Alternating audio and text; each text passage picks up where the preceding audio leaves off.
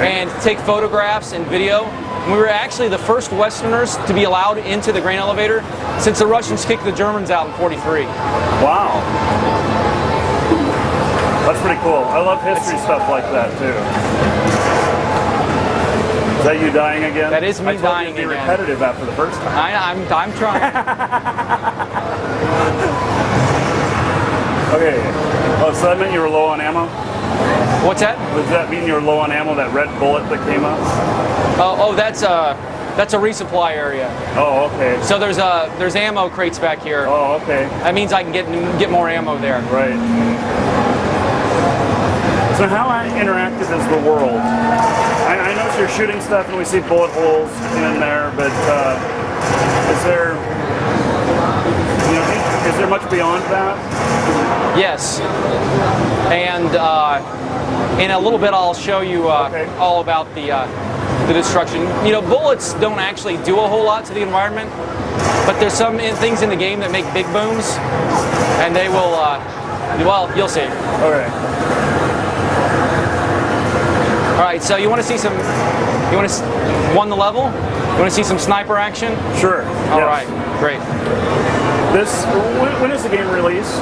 2011. Okay, so like on the third Tuesday after it's finished? Something like that, yes. So it looks pretty polished right now. I mean, it's looking pretty good. Thank you. So, when you guys are developing this, do you work on the method of polish as you go? Or how do you do that with your development? You start out doing things very basic. I mean, we like to joke that at first the levels look like they're made out of Lego blocks. Because we really block everything in very basic. You got a wireframe guy running around or something like that?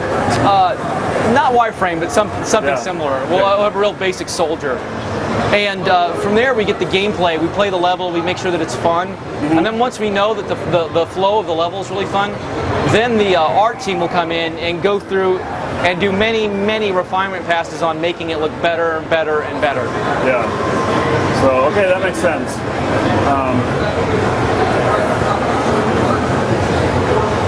So, sniper time. Yeah. This level is entitled Fallen Fighters. It's also a one-to-one recreation of a real place in Stalingrad. The guys also got to visit this location. While most of these buildings are different now, the layout of the environment is mostly the same. And this building here called the Univermag, very famous building, it's actually still there. So we were able to go in and take photographs, actually get blueprints of the building. Funny story, yeah, tell me a story. I love stories. I can't remember his first name, but the curator of the museum here, his last name's Usik, and he actually made my two guys drink about a half a liter of vodka with him before he would show them around. I've heard about stuff like this before. The people working on projects in Russia.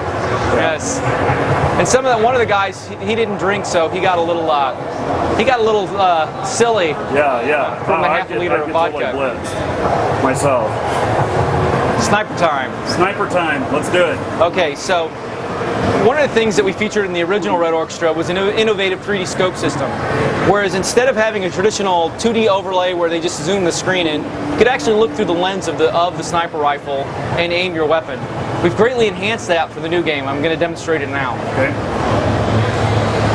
So you can see here, one of the first obvious benefits is retaining your peripheral vision. Yes, so you know when that guy's sneaking up. Walking up right next to you, correct. So we've enhanced the visuals. You know, we've got a kind of like a refraction effect you'll see on the edge of the scope. Another thing that we've added is if you ever look through a scope or maybe a telescope or binoculars, you know when they get misaligned, you get kind of this black shadow effect. Oh, okay. We've actually implemented that for the game. As you can see, when you rotate the weapon quickly, the scope gets misaligned, and you get that ocular shadow effect. And is that a real effect that happens? Absolutely. That's exactly what it looks like when you look through one of these period World War II. It actually happens on our cameras when we have the stabilizer turned on.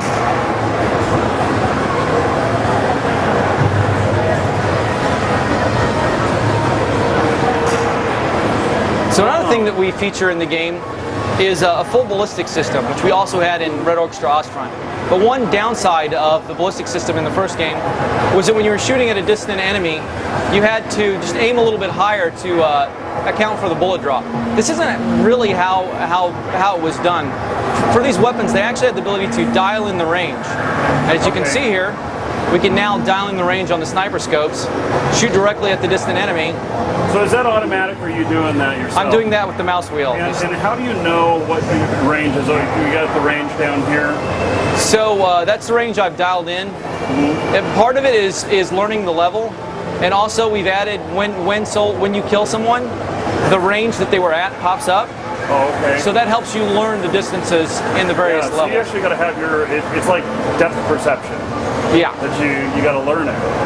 Yeah, in the original game, as people got better at the levels, they had learned to estimate the distance and then aim a certain amount higher. Right. This is a little bit easier because now they just learn the distance and they just dial it in and shoot right at the person. And that's how the real sniper scopes actually work.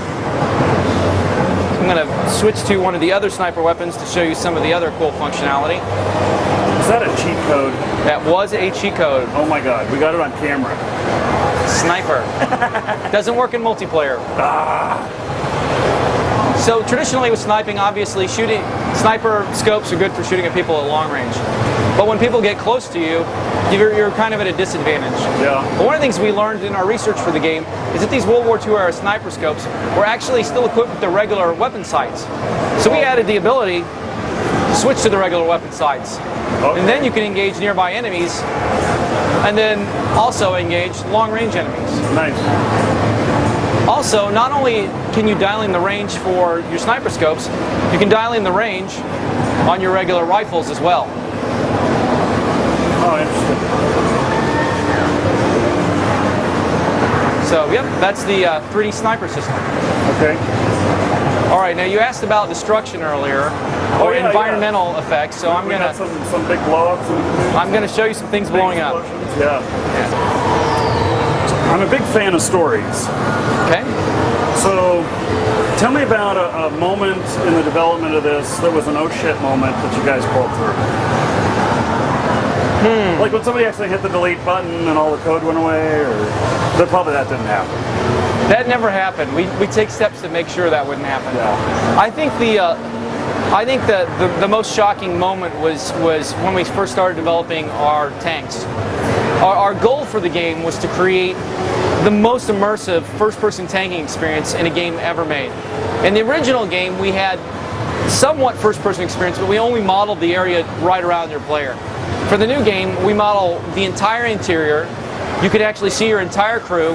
When you fire the main cannon, someone grabs a big shell and shoves it in the gun. When your guns inside the tank run out of ammo, someone has to reload them. When a tank shell comes in, you can actually see the other player next to you die. It's very, very immersive. But we realized very quickly that it was also a lot of work. And we found that creating a tank for the new game creating one tank was about the equivalent of the work of creating 10 tanks for the previous game. Oh. So it was, we originally had a really giant list of vehicles we were going to put in the game, and we very quickly learned that that list was going to have to get a little shorter if we were ever going to ship the game. Yeah, that sucks. But I totally understand. So for the first game, we featured a squad leader that had some limited command capabilities. He could call in artillery and do a few other things. But for the new game, we've expanded this functionality quite a bit for the commander role. So there are command radios throughout the